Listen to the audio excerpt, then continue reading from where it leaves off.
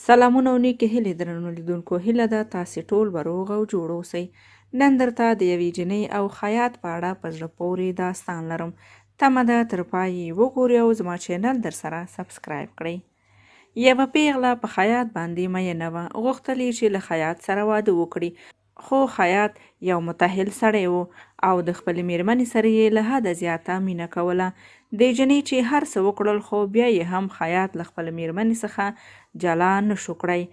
یوه ورځ یې فکر وکړ چې ولې د خیاط په ښځه د دروغو تور نه تړي، تر څو خیاط خپله ښځه خوشي کړي او له دې سره واده وکړي. بله ورځ په پټ مخ خیاط ته ورځي او خیاط ته وایي ما ته داسې یوه ټوټه راکړه چې رنګینه او زرینه وي، ځکه زما ورور غواړي چې هغه خپلې معشوقې ته ډالۍ کړي.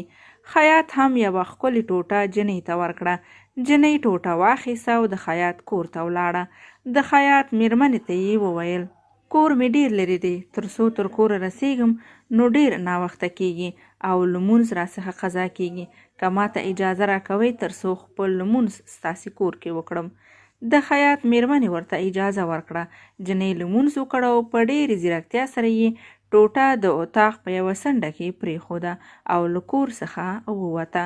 کله چې خیاط کور ته راځي او هماغه ټوټه په کور کې ګوري نو سمدلاسه په ښځه شکمن کیږي او له کور څخه یې شړي.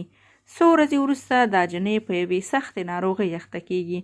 ډیر درد زغمي او سمدلاسه پوهیږي چې د ناروغۍ لامل یې په پاک دامنې ښځې تور پورې کول دي.